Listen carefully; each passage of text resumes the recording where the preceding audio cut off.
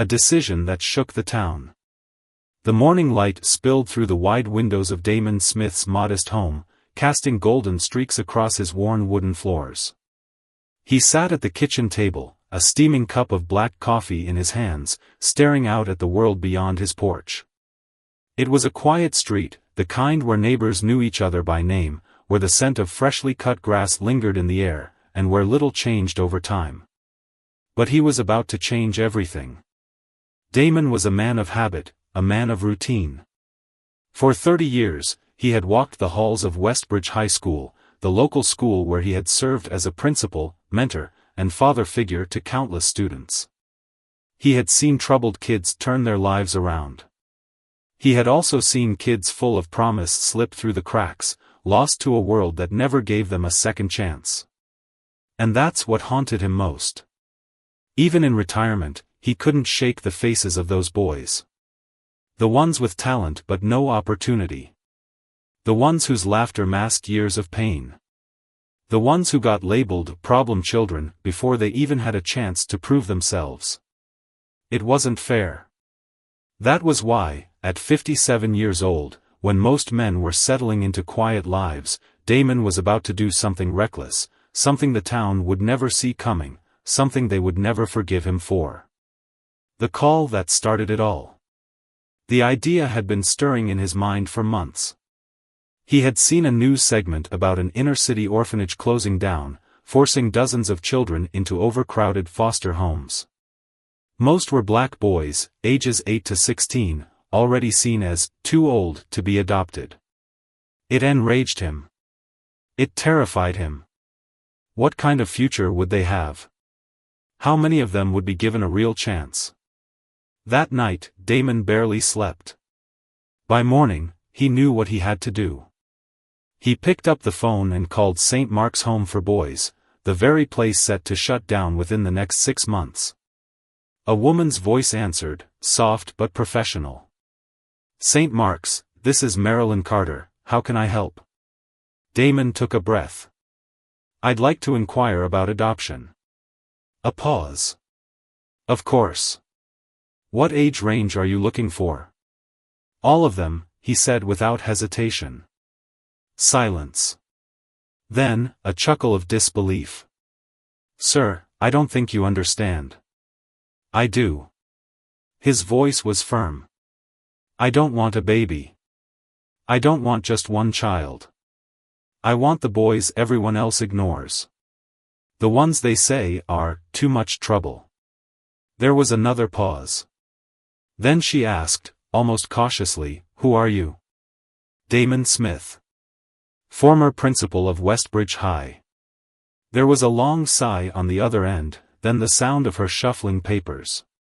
Finally, she asked the question he knew was coming. "Mr. Smith, are you sure?" "Yes." And that was it. That was the moment that changed everything. The 7 boys no one wanted.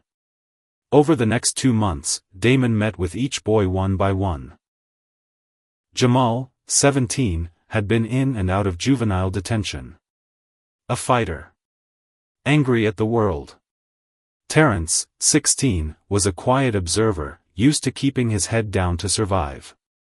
Malik, 15, was smart, brilliant, even, but had been expelled for hacking into his school's grading system. Andre, 14, had bounced between 10 foster homes in 4 years. The only thing consistent in his life was inconsistency. Darius, 13, had been labeled uncontrollable, a boy who refused to listen to authority. Jordan, 11, never spoke unless absolutely necessary.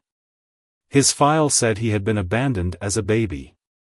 Sean, 9, was the youngest.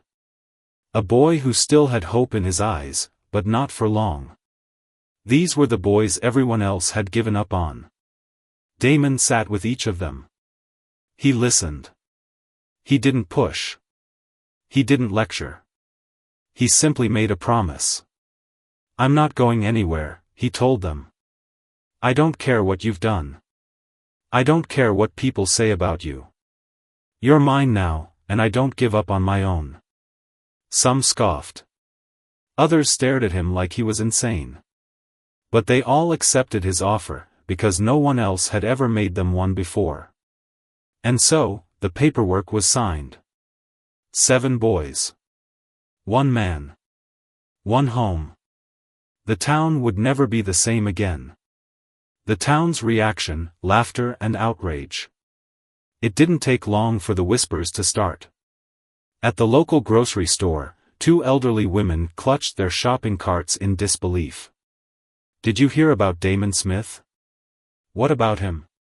"He's adopted a whole house full of thugs." "No. Not our Damon Smith. I always knew there was something off about him." At church, heads turned. Conversations hushed when he walked by.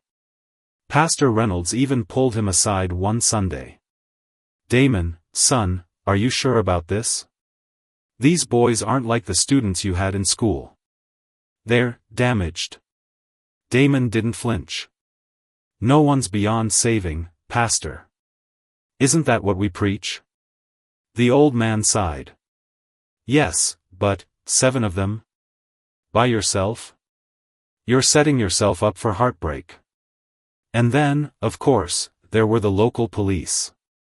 At the town's annual barbecue, Damon overheard 2 officers talking near the grill. "You hear about the old principal? Adopted a gang of black kids. God help him. They'll run him ragged. Bet he regrets it already." Laughter followed. Cruel. Dismissive. But Damon let them laugh. Let them mock him. They thought he was making a mistake. They thought he was bringing trouble into his home. They thought he was in over his head. And maybe, just maybe, part of him feared they were right. The first night. The house felt too small. The boys didn't trust him yet. They refused to unpack their bags. Some stayed quiet. Some ignored him. Some tested him, waiting for him to snap. Jamal kicked his chair back, arms crossed. "How long before you get sick of us, old man?" Damon looked him dead in the eye. "Longer than you can hold that attitude." A challenge. Malik leaned against the wall, watching. Terrence avoided his gaze. Jordan sat quietly, gripping his bag like someone might snatch it away at any moment. Damon took a deep breath. This was it. This was his new life. And while the world laughed at him, waiting for him to fail, he was ready to prove them all wrong. No matter what it took. The battle for trust. The first night was only the beginning. Damon knew the road ahead wouldn't be easy, but nothing could have prepared him for what came next. The house that wasn't a home. Mornings in the Smith household started in chaos. Damon, a man who had once run a school with military-like discipline, now found himself outnumbered and outmatched. Jamal refused to wake up on time. Darius blasted music at 6 a.m., rattling the walls. Malik and Andre argued over the bathroom, almost coming to blows. Terrence walked around like a ghost, barely acknowledging anyone. Jordan still hadn't spoken a full sentence. And Sean? Sean clung to Damon's every move, watching him like he expected him to disappear. Damon expected resistance. These boys weren't used to structure. They had never had a real father figure, never had someone who cared enough to set rules. So when Damon laid down the basics, no swearing, no fighting, no skipping school, and no breaking things just to prove a point, the backlash was immediate. Jamal, arms crossed, scowled. "You really think we care about your rules, old man?" Damon met his gaze, calm but unyielding. "I think you care more than you let on." Jamal scoffed. "You don't know a damn thing about us." Damon leaned forward. "No? Then tell me." Silence. Jamal looked away first. But the battle wasn't won yet. The first blowout. 1 week in, things boiled over. It started with Malik. Smart, quick-witted, and fiercely independent, Malik had made it clear from the start that he didn't trust authority. Damon had learned about his past, how he had been kicked out of school for hacking into the grading system, how he had bounced from home to home because no one could control him. But Damon wasn't here to control him. He was here to fight for him. That night, Malik sat at the dining table with a burner phone, eyes glued to the screen. Damon, pouring himself coffee, caught a glimpse. Lines of code. Scripts. Something illegal. Damon set his mug down. "What are you working on?" Malik didn't even look up. "None of your business." Damon exhaled slowly. "Give me the phone." Malik laughed dryly. "Yeah, right. Malik." Damon's voice was calm but firm. Malik slammed the phone down. "What, you gonna kick me out if I don't listen? Just like everyone else?" Damon stared at him. "That's not who I am." "Then who are you?" Malik's voice cracked, just a little. "Some white savior who thinks he can fix us." "We ain't broken, old man." Damon stepped closer. "I never said you were."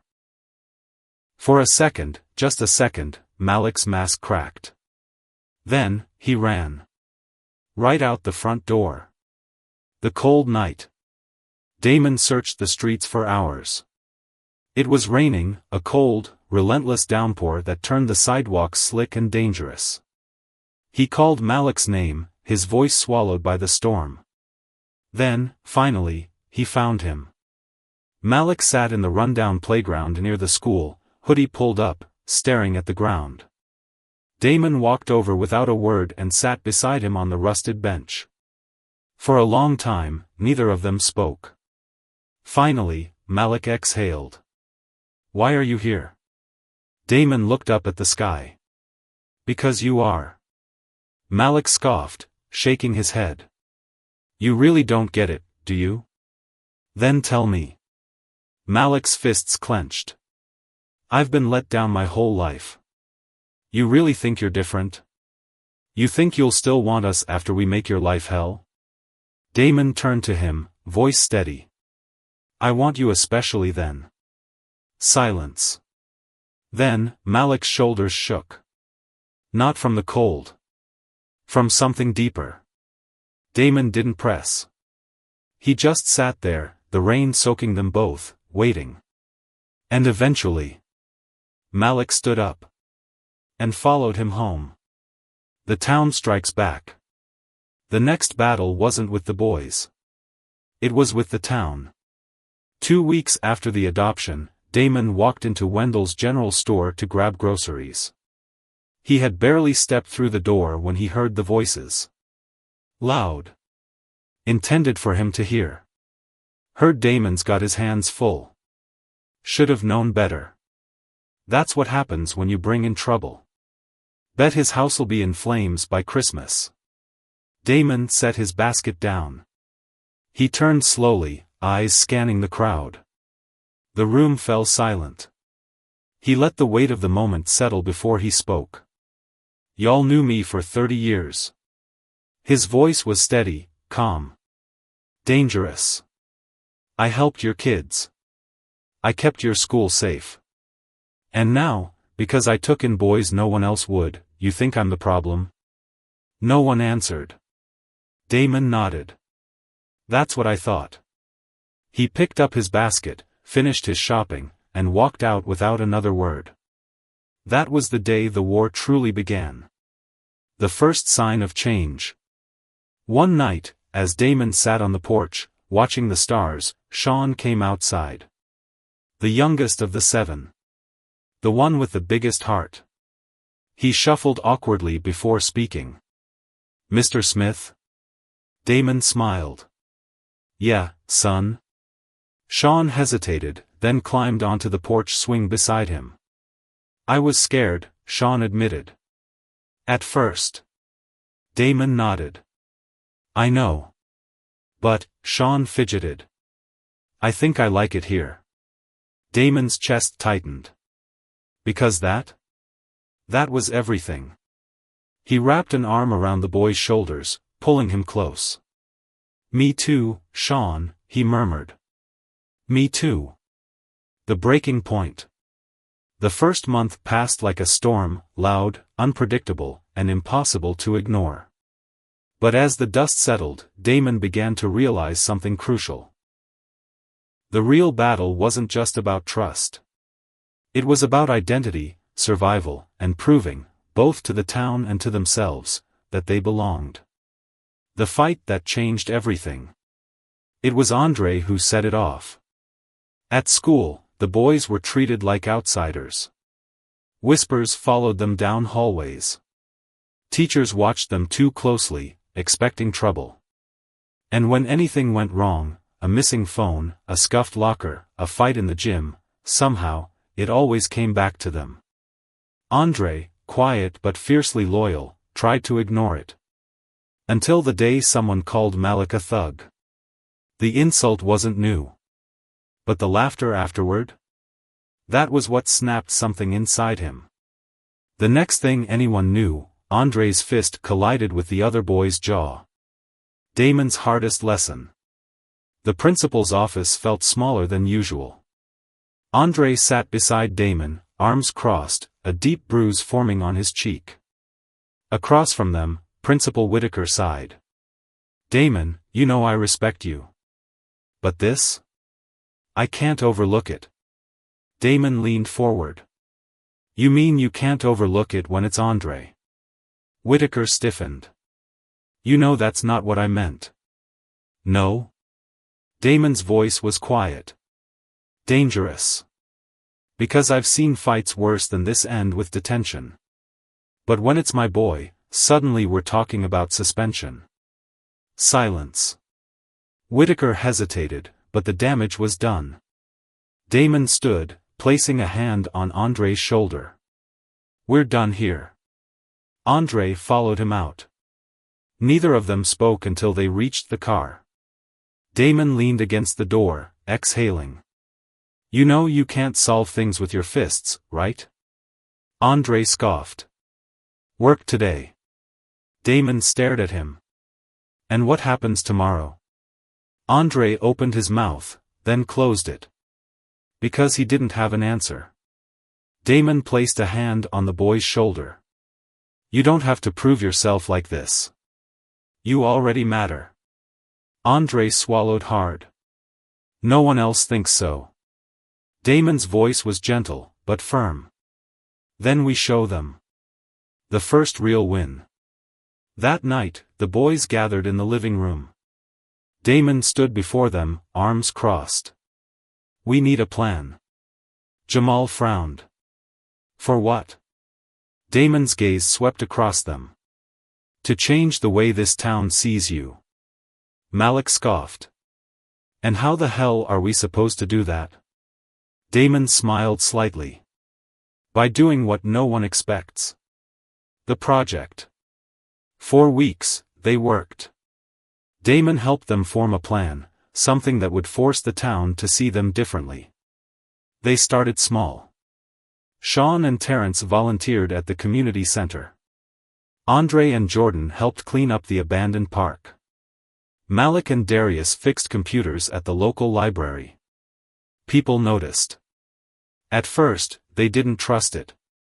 "Probably a trick," someone muttered at the store. "They'll mess it up sooner or later," another voice chimed in. But then? Something shifted. The night everything changed. The breaking point came at the charity fundraiser. Every year, the town hosted a massive event to raise money for local families in need. This year, Damon signed the boys up to help. People were skeptical. But when the night arrived, the boys worked harder than anyone. Sean and Jordan carried boxes. Andre ran the auction. Malik set up a new website for donations, one that tripled their usual earnings. People saw. And, for the first time, they couldn't ignore it. But then, trouble arrived. The fire. It happened fast. A Molotov cocktail, thrown through the window of the community center. Panic. Screams. Flames licking at the walls. Damon rushed forward. Everyone out. But then, Terrence's voice. Jordan still inside. Damon didn't hesitate. He ran through the smoke, heart pounding. Jordan was trapped, coughing, eyes wide with fear. Damon grabbed him, shielding him with his body as they stumbled toward the exit. Just as they reached the door, a beam collapsed. Pain exploded through Damon's back. Then, darkness. The town's wake-up call. When Damon woke up, he wasn't alone. The boys sat around his hospital bed, faces tight with anger and fear. "We know who did it," Malik said, voice hard. Jamal's fists clenched. "Let us handle it." Damon's weak chuckle turned into a wince. "You planning to burn their house down too?" Jamal looked away. Damon sighed, voice hoarse. "I know you're angry. So am I. But we don't fight hate with hate." Andre's jaw tightened. "Then what do we do?" Damon stared at them, his boys. Then, with a deep breath, he answered. "We make them see." The next morning. When Damon returned home, something unexpected happened. People showed up. Neighbors. Teachers. Even the ones who had once doubted him. They helped clean up. They brought food. And, for the first time, they admitted they had been wrong. The fire hadn't just burned a building. It had burned away their excuses. Now, they had to face the truth. Damon hadn't ruined these boys. He had saved them. And, in doing so, he had saved the town, too. The cost of change. For the first time since he had taken the boys in, things felt different. The fire at the community center had shaken the town to its core. The boys weren't just troublemakers anymore. They were survivors. Fighters. And, slowly, the town had to face the truth: they had judged too quickly. But change? Change always comes at a cost. And Damon was about to learn that some people weren't ready to let go of the past. A town divided. The morning after the fire, Damon stepped onto his porch and froze. A group of people stood at the edge of his property. Some were familiar faces, neighbors who had come to help clean up. But mixed in with them were others. People who had been waiting for him to fail. Sheriff Carter was among them, arms crossed. Expression unreadable. Damon's stomach tightened. He already knew why they were here. The sheriff's warning. Carter stepped forward, voice carefully neutral. "Damon, we've got a problem." Damon narrowed his eyes. "A problem? Or an excuse?" Carter exhaled. "You and I both know this town. Some folks aren't happy about you and the boys sticking around." Damon folded his arms. "And?" Carter hesitated. "And they're stirring things up. There's talk of getting social services involved again." A cold wave of anger rolled through Damon. "They're still trying to take them away." Carter's jaw tightened. "They're saying the fire proves they aren't safe here." Damon laughed, bitterly. "Let me get this straight. Some coward throws a firebomb into a building with kids inside, and instead of going after him, you're coming after me?" Carter didn't answer. And that was answer enough. Damon took a step closer. His voice was quiet, but firm. "I'm not giving them up." Carter met his gaze. Something flickered in his eyes. A memory, maybe. Of the boy Damon had once been. A boy this town had tried to break. Carter sighed. "Just, watch your back." Then he turned and walked away. But the warning lingered. A storm brewing. Damon didn't tell the boys about the sheriff's visit. They had enough to worry about. Instead, he focused on what came next. The fire had made people pay attention. Now, Damon had to make them remember. So he did what he did best. He got to work. The boys step up. For weeks, the boys threw themselves into their projects. Andre and Malik started mentoring younger kids at the community center. Sean and Jordan helped rebuild the burned-out section of the building. Jamal and Darius organized a charity drive for families who had lost their homes. And Damon? Damon fought like hell to make sure they were seen. Every success, every achievement, he made sure the town couldn't ignore it. The unexpected visitor. Then, one evening, just as the sun dipped below the horizon, a car pulled into the driveway. Damon watched from the porch as a man in a gray suit stepped out. Something about him felt wrong. The man adjusted his tie, then approached. "Mr. Smith?" Damon nodded. Didn't offer his hand. The man smiled, too practiced. "My name is Thomas Greer. I work with the State Child Welfare Office." A cold feeling curled in Damon's stomach. He already knew why this man was here. Greer flipped open a folder. "We've received some concerns about your guardianship of these boys. I'm here to assess the situation." Damon's fingers tightened on the porch railing. He forced his voice to stay calm. "I don't know what you've been told, Mr. Greer. But these boys have a home here." Greer's smile didn't falter. "I'm sure they do. But we have to ensure their safety." Damon inhaled slowly. He'd fought this battle before. And he would fight it again. But this time, he wasn't alone.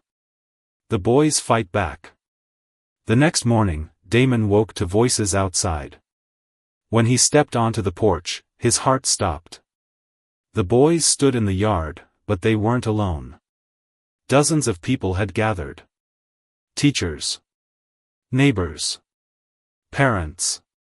Even the mayor. And in front of them, holding a handmade sign, stood Malik. The words were simple. "We are not leaving." Greer arrived an hour later, expecting an easy fight.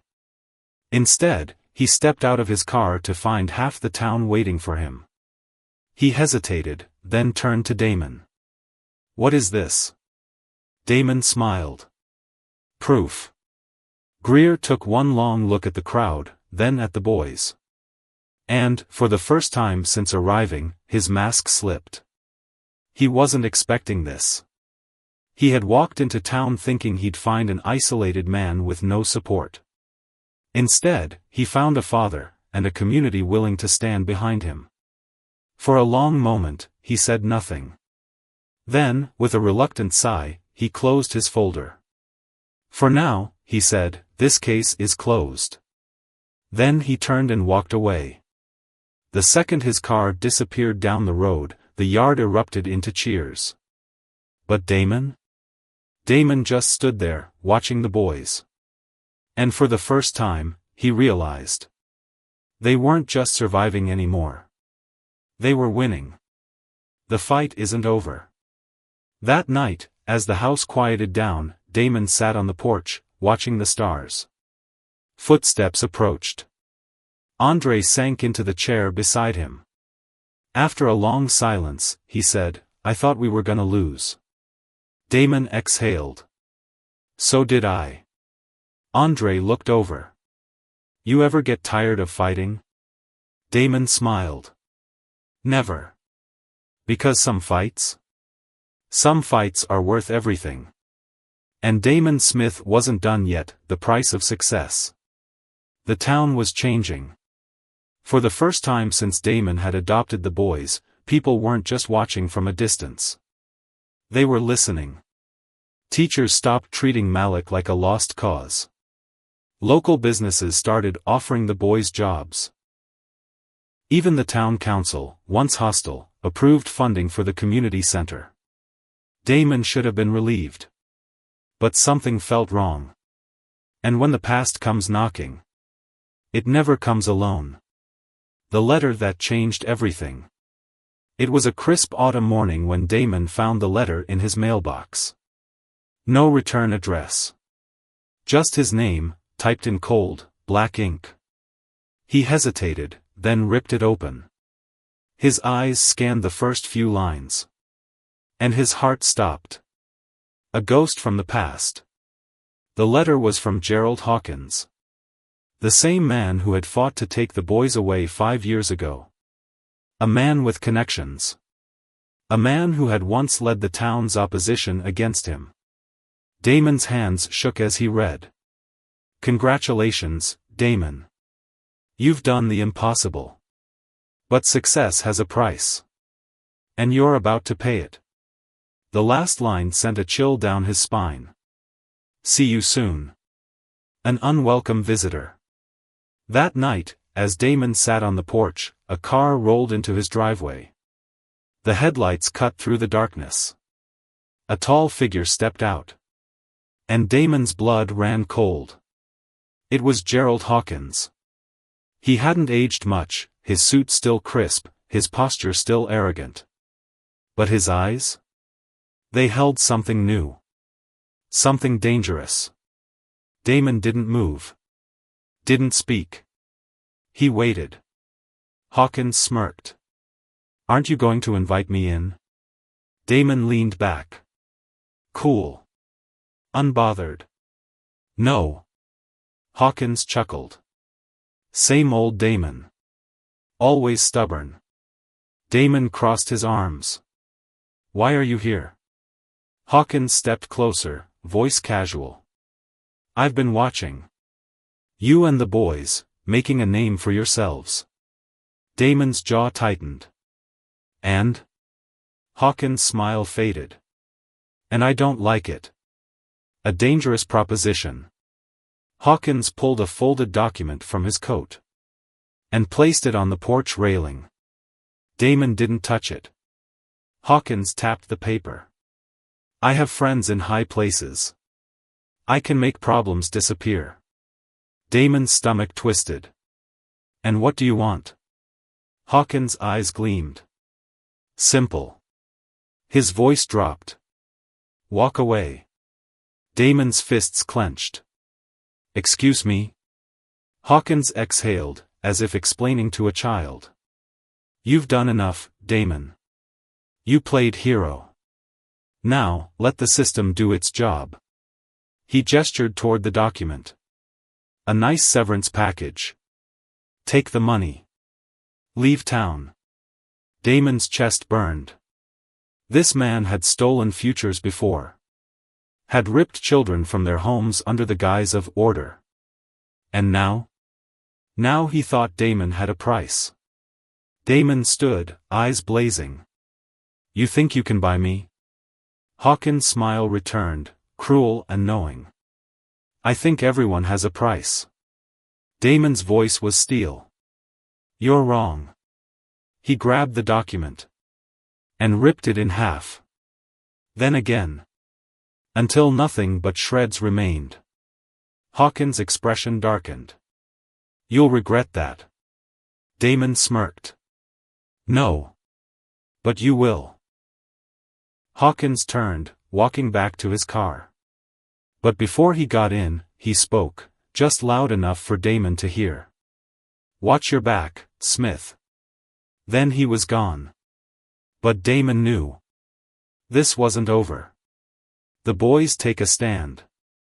The next morning, Damon gathered the boys in the living room. Told them everything. At first, there was silence. Then Malik stood. Face set. We fight. Andre nodded. Yeah. No one's taking us anywhere. Sean cracked his knuckles. Let them try. Damon watched them. These weren't the same kids he had rescued years ago. These were men. Fighters. And they were ready. Damon's chest swelled with pride. But in the back of his mind, he knew. The real battle was about to begin. The attack. That night, it happened. A crash outside. Damon shot out of bed. So did the boys. They ran to the porch. And froze. Flames licked up the side of the barn. Smoke filled the air. Jamal gasped. Someone set it on fire. Damon's mind raced. The hose. The fire extinguisher. Call 911. But before he could move, a shadow darted through the trees. Someone was watching. Someone had waited for this moment. Damon's hands tightened into fists. Enough was enough. The reckoning. By the time the fire was out, the police had arrived. Sheriff Carter surveyed the damage. Then turned to Damon. This wasn't random. Damon's jaw clenched. I know. Carter sighed. You're going to war, Damon. Damon exhaled. I've been at war my whole life. Carter nodded, then did something surprising. He held out his hand. I'm with you. Damon stared, then shook it. For the first time. He wasn't fighting alone. The final stand. The next morning, the boys stood on the porch. Damon faced them. Hawkins had played his hand. Now, it was their turn. Damon's voice was steady. They wanted a fight? His gaze swept across his sons. Then let's give them one. The boys grinned. And together, they walked toward the battle of their lives. A town on its knees. Damon had always believed that one man could change the world.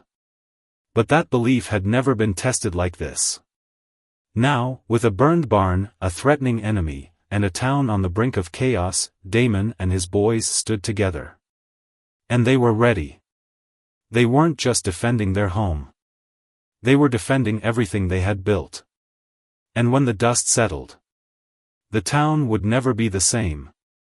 The trap is set. Damon knew Hawkins wasn't finished. Men like him never attacked just once.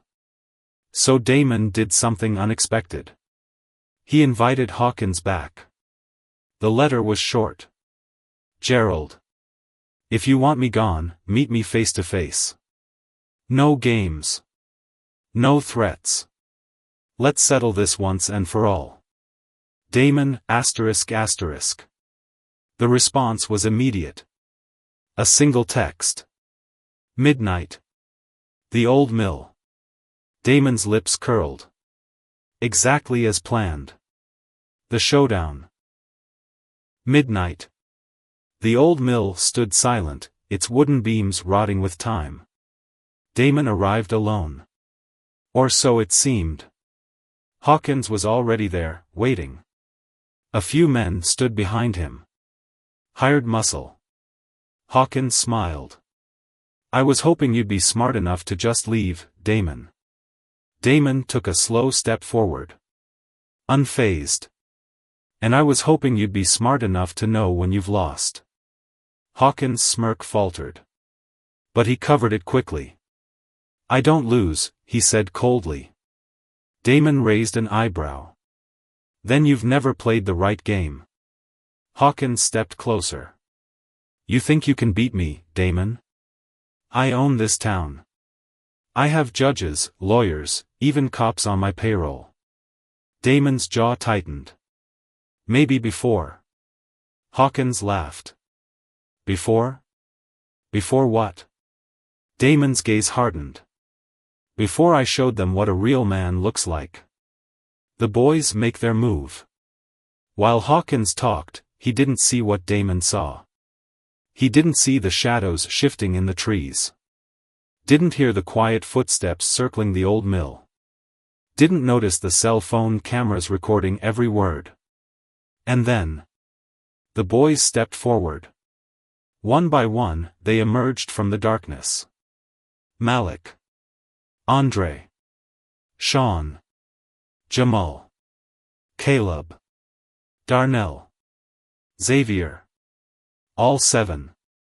Hawkins' eyes widened. Damon smiled. You were right, Gerald. You do own this town. Hawkins straightened, smug again. Glad you see it my way. Damon nodded. Which is why it'll be a real shame when it turns against you. Justice, served cold. Hawkins frowned. What are you talking about? Damon reached into his pocket. Pulled out his phone. Pressed play. And suddenly, Hawkins' own voice filled the mill. I own this town. I have judges, lawyers, even cops on my payroll. The color drained from Hawkins' face. Damon's smile widened. You just confessed to corruption, Gerald. And it's all recorded. Hawkins lunged for the phone. But Malik stepped in front of him. Tall. Unmoving. A man who had once been called a lost cause. Now standing as a protector. Hawkins' breath came fast. This won't hold up. It already has, came a voice. Hawkins spun. Sheriff Carter stood in the doorway. Behind him? 2 state troopers. Gerald Hawkins, Carter said, stepping forward. You're under arrest. Hawkins' hands shook. This is a mistake. Carter pulled out his cuffs. No, Gerald. The mistake was thinking Damon Smith was someone you could buy. A town on its knees. News of Hawkins' arrest spread like wildfire. His empire? Destroyed. His allies? Exposed. The people who once laughed at Damon? Now, they came to him with apologies. With admiration. With respect. But Damon didn't do it for them. He did it for his sons. For the 7 boys who had gone from outcasts to warriors. For the future they had fought for, together. The last lesson. A week later, Damon sat on his porch. Malik joined him, watching the sunset. Do you think he'll ever come back? Malik asked. Damon shook his head. No. And even if he did, we'd be ready. Malik smiled. We? Damon turned to him. You think I raised 7 warriors for nothing? Malik chuckled. Nah. You raised a family. Damon smiled. And for the first time in years. The world felt right.